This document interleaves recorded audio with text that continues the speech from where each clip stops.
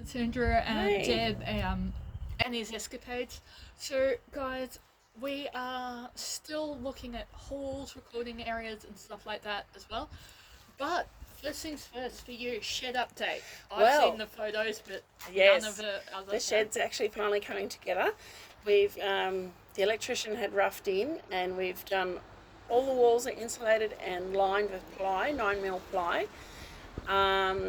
All the glass is in, so the window, the personal door with the security door, and a doggy door, of course, and For and Archie, who yeah, for is a Archie, very lovable dashhound. who barks at a leaf. Um, At least he's and barking at. Yeah, well, that's true. And the big glass sliding door, we replaced the garage door with the glass sliding door. Need a little bit of a hand from the handyman there to just make sure it was level.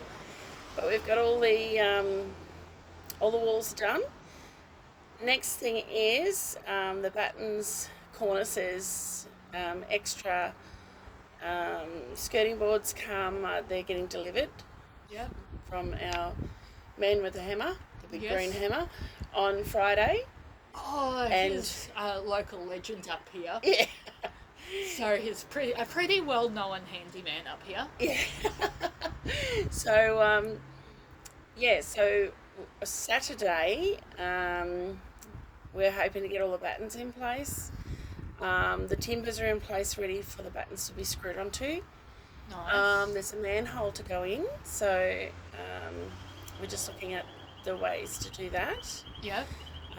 We've actually bought a manhole from the man with the big green hammer, Yes. and we will hopefully we're going to hire a lifter. It's like a plasterboard lifter Yes. to help us to get the boards up to the ceiling, because that's, I mean, 9mm boards, I'm flat out lifting them on my own. Yep. Well, really I can't, because they're so awkward. They're 2400 by 1200, and Yeah. they're quite, there's quite some weight in them. But anyway, so hopefully Sunday we'll be looking at putting the ceiling up. Nice. Yes, so we've run the internet. We've done my friend got under the house twice yesterday, and we drilled a hole in the floor in the lounge room and ran an internet cord. So we got a 50-metre run of cord that goes across under the house, up and over the veranda area at the back, and across to the shed. Yep. So that the excess of that will sit up in the ceiling. So yeah, it should be interesting. But we've still got our target of the end of the month. So we've got everything at the moment except for the paint. Yep. So there's a lot of finishing to do. But yeah, once we get the ceiling up, the electrician will come back and put the lights and the power points in. He's got the wiring there for them. It's just a matter of attaching them. And then yeah, we're really on the go. It is, and then it's all the moving your electronics and finding desks and stuff like that. And Well, yeah, and I yeah. did our I need a couple homework of for corner desks. one thing, because my personal life is actually quite good, but very busy at the moment. Let's put it that way. Yeah. And it's all good news. We just can't disclose it at this point in time. It's all positive. Exciting. It's so exciting. Which is good. Good stuff. It's so exciting. It's nice to have wins. I know. Very nice to have wins. We had another win in the office this morning. Talk to us. Go for it. My colleague David had a win on the phone this morning with. And yes, we do feel a bit wonky. We are a bit wonky. It's getting towards the end of the week. Everyone gets a bit wonky towards the end of the week. And yeah, we managed to get the consumable budget back for someone. Good. Mind you, we put in that review, or it was a review of a reviewable decision. Actually went in 2 weeks after the plan came out in December, and we've only just succeeded to get that through. So it's taken 6 months. Wow. So we are still, the NDIS is still seriously lagging on all of that stuff. So please, if you're a participant out there and you're waiting on change of situation, reviewable decision, please understand, it's not your support coordinator, it's not your plan manager, Not your it's the allies. NDIS holding everything up. Yep. And I have actually started ringing in and registering the reviews or change of situations, and then making sure the paperwork's in within 3 weeks, Yep. and we are still in a holding pattern.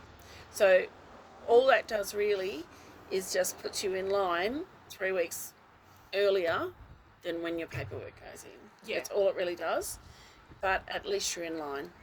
And Exactly. that's the thing, but we're still 6 months. 6 months. So it's still a nightmare. So let's hope we can, let's hope they improve as we go along. Yep. Now that they've got the government thing sorted out, and we just have to see what they do to us in the next round. 1st of July will be the next round of Yes. things, and we'll just have to see how we go There from we there. go. And can I just say, agree to disagree with me, and it actually makes sense to have NDIS like with the junior minister under health, because then they can talk to each other. We What's are your having thought on major that? problems with health. Well, in all directions really, education and NDIS, health and NDIS, those liaisons, and they actually have NDIS liaison officers within the health system, within the hospitals to assist with this. And we still have problems getting a report out of the health or the hospital is just like pulling teeth. It's really difficult to do. They're expecting people to come out of hospital and go into community, but they're not giving up information that will help the community services. So we're hoping that as things go along, that gets a bit easier. Maybe with having this junior minister in there, hopefully it's not just a name on a door somewhere, and there's actually action happening behind that. So hopefully as we go along, things improve in that area. Yes. And yes, they squawk about privacy and confidentiality. Yes, we absolutely agree with that.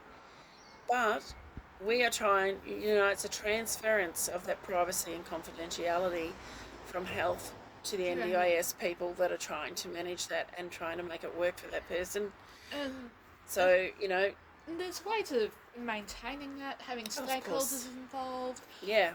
Parents, Yes. And it's the communication from the hospital is we're chasing the hospital again for someone now. Yeah. And guys, I've got a fidget toy this week. Yes, and it's not a pen that's open, or no, it's not open now. Sorry. As I said, I have been told. I'll just have to start carrying things in my handbag. I've been told that It's not a silly idea.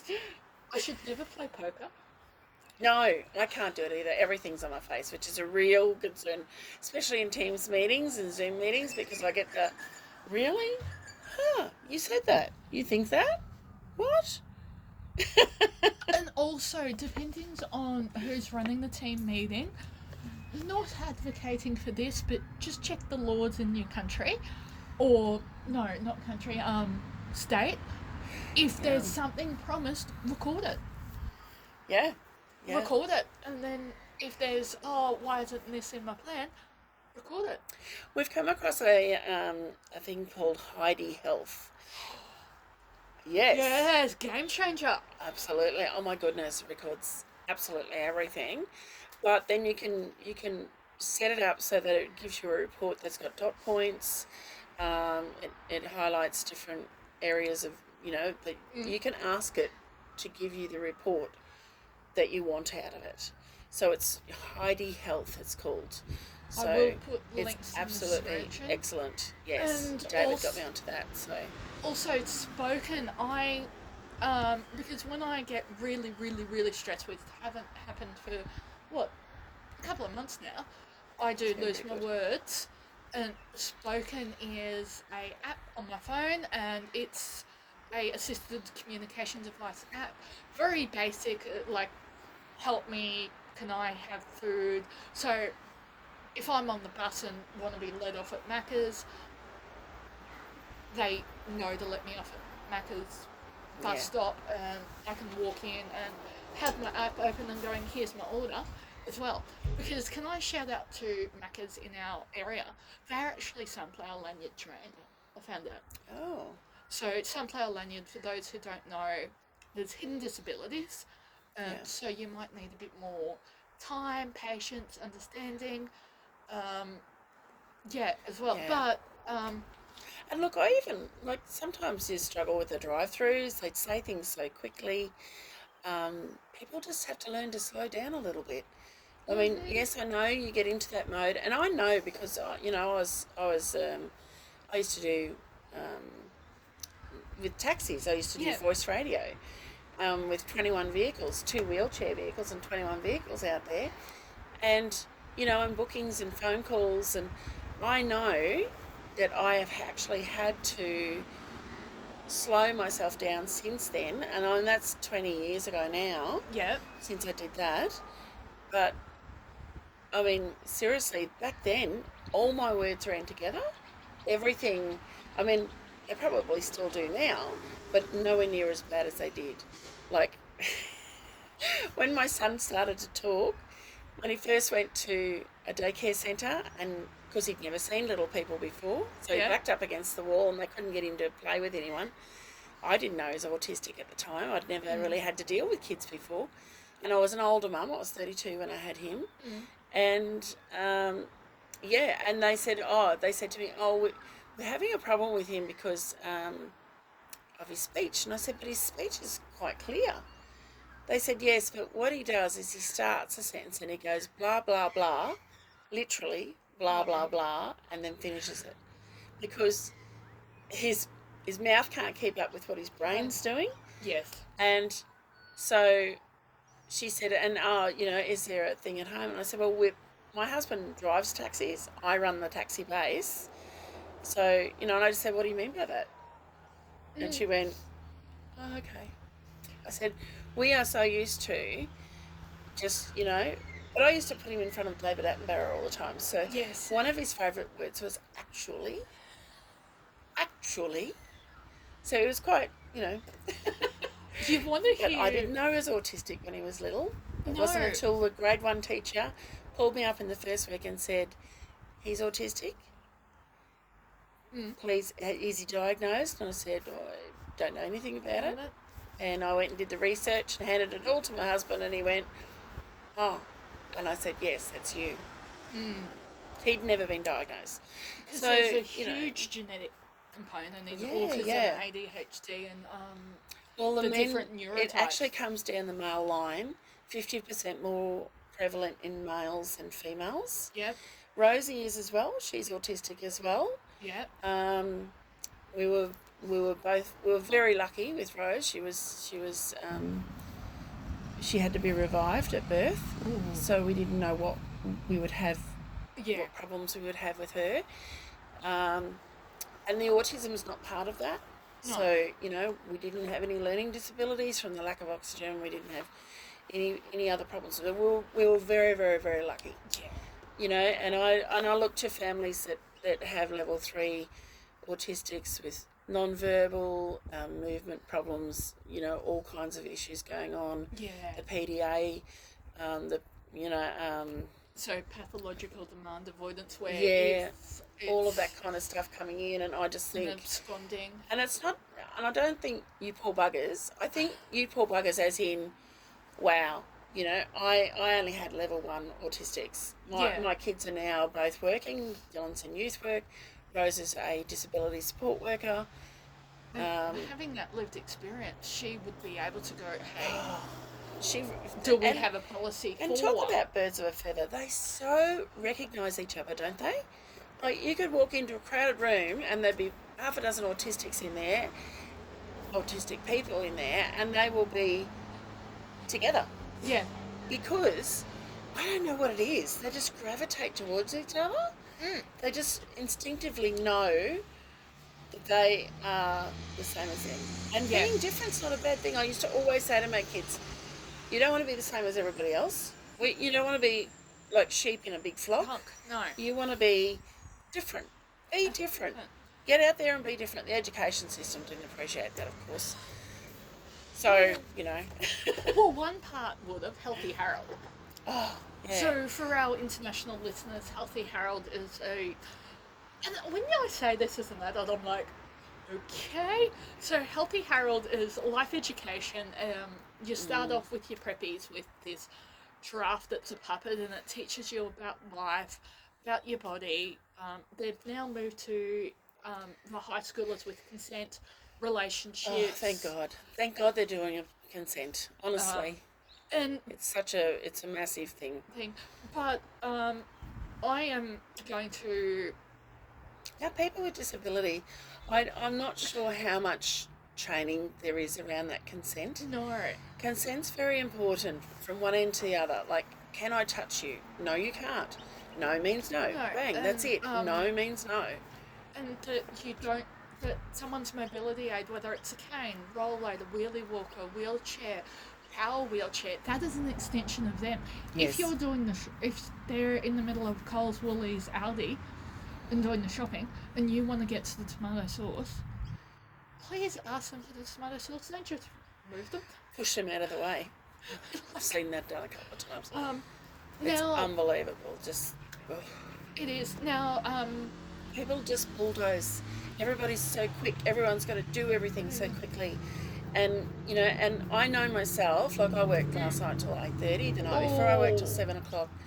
It's just, I do the extended hours because during the day when I'm on the phone with participants, I have the time with that participant. Yeah. Like yesterday I went and had 2 meetings and it took nearly 3.5 hours. One of them was a plan meeting, which we need to talk about. That is involving our next step that we're going into, which is about the new funding processes that they're doing. So I'll let you finish your thought. And funding. So how is that going to affect? We will roll into that. So the funding, I was at I'm producer. Yeah. Really sorry for her, because we go off script so much. Sorry. But we do, yeah. We do. But I don't know. Is it relevant? Yes, it is relevant. Yes, it is. And it also shows our personalities. It's a little scary. Anyway. We have some very interesting conversations. We do, and some that are not for publication in any means of any medium. No, we really do need to put a warning up for some things. But anyway, we digress. Let's go back to this new system of funding. Now, for our overseas people, in Australia, the NDIS system has now, in order to help prevent fraud, which is, yeah, absolutely, go for it. Go for it. Go for it. Because, it is a major issue. We are seeing it even with NDIS, registered people doing the wrong thing. Sometimes it's a matter of, an extra 2 hours on someone's... I mean, if you think about a company that's got 150 people, Yeah. and they put an extra 2 hours on their week, so that's 300 extra hours, that's $67. Yeah. And That's actually not bad, is it? No. So, and not saying that we have any local companies that are doing this, but this is a possibility. And the thing is, those kinds of invoices will go through without a hiccup, because, I mean, it's not like you've jumped from a $300 invoice to a $10,000 invoice. No. So, which would flag, They might have understood that, so-and-so works at the local supported workshop. They had to do some overtime. Yeah. Oh, so the support worker had to wait. Yeah. So there's different things. And yes, it can happen like that. There is no doubt about it. But Although they tend to bust mine to be running late.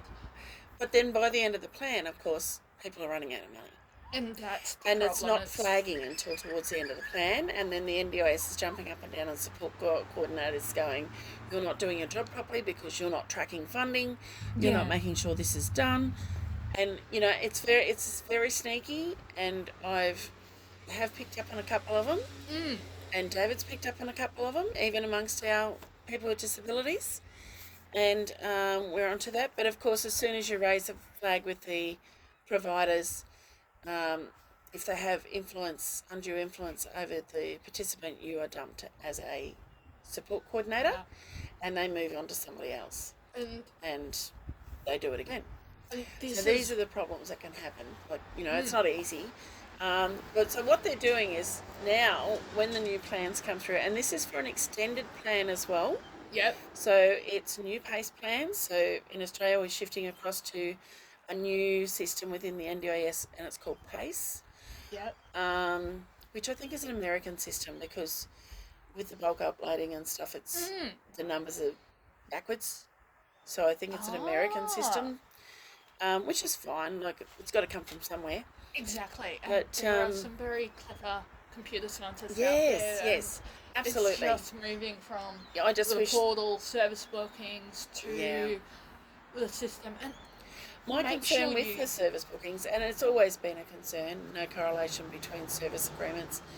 I mean, they expect you to have service agreements, but there's no correlation between service agreement and a service booking. Now, Yeah. in PACE, there's no service bookings. The participant endorses yeah. the service providers. If you have a plan manager, they endorse the plan manager, and we try and ensure that we have service agreements go through to the plan manager. Now, would So, you recommend? or let them know invoices expected from. Yes. Would you recommend having a plan manager who can manually check your invoices, ring you up of, hey, if it's funding, I know it's got to be in the plan. Or for someone who has no psychosocial disability, it's just physical, would you recommend them to sit down with someone they trust who is not paid to support them to do their admin and check invoices? I know it's a very individualised situation. I think once It is, and it's. I mean, for um, plan managers, it's really quite difficult for them to check every individual invoice and compare it to the service hours and agreement and everything. make sure that it's right.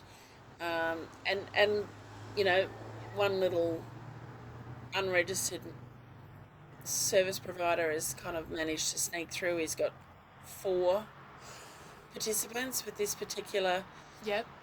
plan manager, and now that we've raised the flag and gone, hey, this person's going to run out of funds 2 months before their end of plan.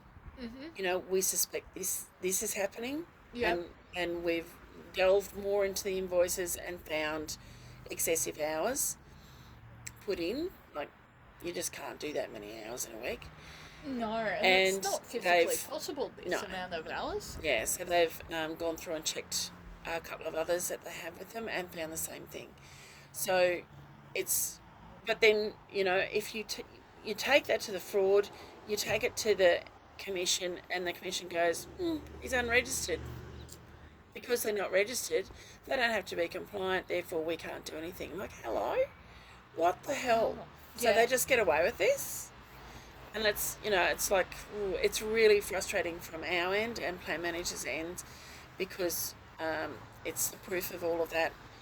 Yeah. How do we prove it? And then they bring in the integrity. The NDIS has an integrity team. So what they do, and we're finding that it's happening with the NDIS registered, what they do is they ask for shift rosters, they ask for rosters, case notes, invoices, and pays to the staff to ensure that everything follows through. So you can imagine if you're going to investigate a large company, how long that's going to take. So this is the problem that we have. So what they're doing is they're introducing a system where, for the new plans, extended plans, they're going, even though it might be a 12-month plan, and they're going to break that into 3 monthly allotments of funding. So what will happen is, though, if you have your funding, the first quarter, you have your funding for that quarter. The second quarter's funding comes in, extends to the second quarter. Yep. But all the invoices have to fall by the dates. So Yeah. you have to be very careful. The logistics behind this are going to be a nightmare for pay systems, because They're going to have large organisations are going to have their own payroll, HR. well, they do anyway. Yeah. Okay. And compliance officer usually to make sure all the Yeah. dots and things are Which the I's are dotted and the T's T's are are crossed, crossed. so they get through their audits. Yes. But the thing is, anything that's remaining in the first 3 months is still there Yep. and is added to the next 3 months worth of funding, and so on. Now, I was in a meeting yesterday, a plan meeting, and we kind of questioned about capacity building, because that's my concern with capacity building, because as we know, the assessments, if you need an OT functional assessment, if you need a psychology assessment, they're obviously going to cost more than what your 3 months is worth. So then do you have to put off, the ongoing physio, the ongoing psychology, in order to get those assessments done? Or even day centre. Yeah. Well, day centre's out of a different bucket of money. Okay. But capacity building, now what the girl said yesterday is that they're going to drop into that capacity money building. Yep. If they know that there's assessments needed, they will drop that funding in to the first 3 months, so it is there in order to get those assessments done. So how do they know how much those assessments cost? I can feel you asking. Yes. Well, this is the problem, because the NDIS thinks that a functional capacity assessment done by an OT can be done on 8 hours. In general, they take about 15. Yeah, and over So a we're couple not of going to days, still have 'cause enough they're money. trying to exhaust you to see how you like, when you're tired, when you're anxious, when you're stressed. Yeah, that's right. And they will see you in home, they will see you in your day program or in community, so they can see how you function. Yeah. My thing that I'm having an issue with is this needs assessment. Now, the needs assessment apparently is going to be slightly different to the functional assessment, as in they're going to look at what your daily needs are. What do you need on a daily basis in order to live? But they're not going to look at your functionality. How does that work? So are they going right back to Maslow's hierarchy of needs? Do you have food, water, shelter? I don't know. Well, we don't know what tool they're going to use yet. Yeah. So that's the other thing. So come the 1st of July, we're going to see some major changes once again with the NDIS. As of the 1st of July, all of your support coordinators need to be registered or putting in for registration. Yep. And I feel that they will start having all the support coordination funding come through as NDIA managed. And I don't think they're going to budge on that, because they want everybody to be NDIS registered. Yep. So we're going to have some big problems there. Yeah. Whether we're going to have support coordinators dropping away, or they're going to hang in there, and we've known about it since October. Or go and do LACs. Well, because I was on SEEK, and there is a lot of, let's just say, human services jobs going. And they're AO3s. So for our international listeners, that is government department, and that means you're managing a admin team. AO5 is you're in the minister's office, or you're in an outpost of the minister's office. I've got a girlfriend in the NDIS. Well, she was a friend. Anyway, it's a whole nother story. Plot twist. Oh, no, I don't want to twist that way. She's in AO6. Yes. So she's right up there in that, in those team leaders in the NDIS. Yeah. And the biggest problem I find with that is that they keep moving them around. Yes. So it's just like, seriously, you just get the thing of this person is the go-to person that can make things happen, and then they shift teams, and all of a sudden they're not there. So it makes it quite difficult. But anyway, back to the funding. So core funding, yes, the consumables. Let you do that while I grab a drink. Yeah, the consumables area. Whoops, you hooked up on the seat. Oh, hang on, are you right? Hang on, she's hooked on the seat. We're over in the park. Consumables funding. Consumables funding I'm concerned about, because anything under 1,500 you are able to get an off the shelf, not scripted. Yep. Like a shower chair, a walker. Some of the fold up wheelchairs are able to be purchased under that 1,500 off the shelf, as long as your OT's there to make sure that it's suiting, you can do that. So my concern is that whether we're going to have enough, but they do talk about that being flexible. Yes. But the flexibility with your 3 months is limited. And what if it's a 3-month wait list for that provider? For the OT or for capacity building? Capacity building. And also, for our international viewers, capacity building is, say... OT, occupational therapist, physiotherapy, exercise. The goal is allied health people. Is to, how does one put it? The goal is to need less support. So you might have a support worker dropping you off your day program, but you might discover there's a bus stop. So it's then working up to using the bus stop. If you're able to. Exactly. If you're safe enough to be able to do that, if you're not vulnerable, in relation to, would somebody be able to say, oh, we're going to go shopping, come with me, we'll go shopping instead. Yeah. So this is where your safety plans really do come in. Absolutely. And if they want to do that, you could do that with your support worker. Yeah. Do it with your support worker. Use the bus, don't use a car. Do it that way. But, there's obvious convenience with the vehicle. But, there's definite differences here between the core, which is a flexible amount of money. Like you'll get a certain amount of money for daily living, which is in-home daily living. Community access, which is obvious what that one is. If you're getting your transport in your plan and not paid directly to you fortnightly, it will be in that area as well. So that's and consumables. Taxis, buses, Ubers. If you're safe. Or sometimes it might be actual transport that is found that it's better to have it in the plan as opposed to having it go into your bank account fortnightly. Because I think we've talked about this over at the pod, that's a contribution. It's not...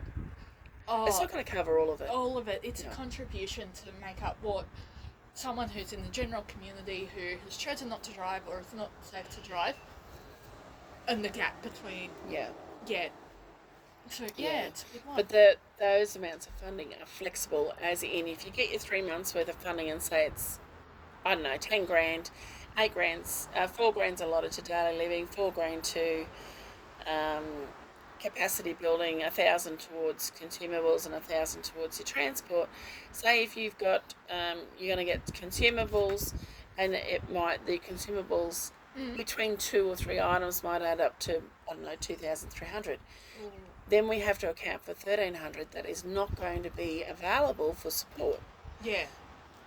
So that's how we're going to have to work that out. So it's going to, there's going to be some juggling. A lot of juggling. Yes. And for the service providers, when that next 3 months comes in, say if your plan starts on the 16th, so the 16th of the 9th, and it runs, the first 3 months runs to the 15th of the 12th. The next 3 months starts on the 16th of the 12th and runs to the 15th of the 2nd. Then when it comes to that invoice that's crosses those two plans, they have to be very careful to ensure that they invoice into the first 3 month period, and they have a second invoice that invoices into the second 3 month period. So this is where that's going to be difficult. It was interesting at the meeting, though, when she did say that if there's assessments that are required, and this is very important when you go for your plan meetings, if you know you're going to need an assessment for, even your incontinence assessments are coming in at $1,000. I don't know what the NDIS thinks they're worth. But like you have your psychology assessments, a speech assessment, a OT assessment, your incontinence assessments. Now, they all need to be basically registered within the plan at your plan meeting. So be very aware of that, so that money is available to have those assessments done in addition to any ongoing services that come through from allied health people. So I know when I've gone into a plan meeting, we've done like a stakeholder meeting beforehand, friends, family, support. depending on the person's capacity, would you suggest that? Yes, Because absolutely. like, If you know especially that your there's assessments that informal need to be support. done, yes, yeah. Especially if you know that there are assessments needing to be done, um, you would say, well, it's 2 years or 3 years since we've had an OT assessment. Quite a few of mine are getting to that stage where we will be looking at having those assessments redone. And I'm looking at trying to get that all done as much as I can out of the old plans. And all of the physios will have graduated in a month and have done their supervision. So there'll be a couple coming up to Toowoomba. Yeah. As Yeah, well, I well. think someone just advertised a new OT Yes. that was coming on board. So we definitely need that influx of people. Oh, yeah. With the capital funding, your home modifications and assistive technology capital funding, I would think that funding would be dropped as a whole. Oh, yep. Because, I mean, if you've got a wheelchair that, they've approved and it's 17,000, they can't split that by 4. No. It's going to have to come through as that 17,000 so that can be scripted and done. And then It's that just gets made up. And then the servicing would then become consumables. Servicing, they do sometimes they have the capital they'll have maintenance and repairs. Yep. And there'll be a certain amount of maintenance and repairs money for different pieces of equipment. Yep. Within the capital. Yep. So again, that's quite loose. You can like if it costs you $600 to get your electric bed fixed as opposed to $500, we'll let that go through because you've still got a little bit of other money there. Yep. But when it comes to the bigger items, Yep. like your wheelchair, like a bed, Yep. like any of those particular things, they will have, this is the funding for a electric wheelchair, blah blah blah, and it'll have like 17,000 or 40,000 or whatever it is. Yep. Amount that was previously done and quoted, that will be there. However, the biggest problem that we have with that is that you can put all this stuff in as a change of situation with the quotes and everything. We did one and it went in September. It wasn't acknowledged until the following July. Ooh. And they knocked it back. But they did a new plan. We couldn't work out why they would do a new plan. But they knocked back the wheelchair. So 9 months, basically, we waited and, kept ringing. Oh, it's pending. I love the word pending. It's pending. And 9 months later, we got no, we're not going to fund it. What the hell? Yeah. Like, and in the meantime, that girl ended up in hospital with pressure sores. So, it makes you wonder. And not only that, costs change. Yeah. So from that 9 month mark, when that quote was done, that quote might have only lasted a month. So, you go to get it done and they're re-quoting and it's like, well, hang on a minute, we're actually going to be out by $1,000 or $500 because, it took so long for the NDIS to sort themselves out and decide whether they were going to approve it. Yeah. And we're not saying that, like, there's so many people that it's changed their lives, but absolutely, unfortunately, we have found that we need to talk about these as well. So, guys, and look, there are fantastic things that they do. They just take too long to do it. For goodness sake, that's just get on with your job. Yep. So FFS, do your job. We're gonna leave it there. Have a drink break. Have a reset. A reset. And then yes. we'll see you on the other side. Also, guys, Frustrating. like, share, subscribe, comment. Don't have to agree with us, but be polite in the comments as well. Yeah, and let us know. Look, if you're feeling, clearly we there are wins and we are having successes and we are getting through, and thank goodness we do have the NDIS in place. Yeah.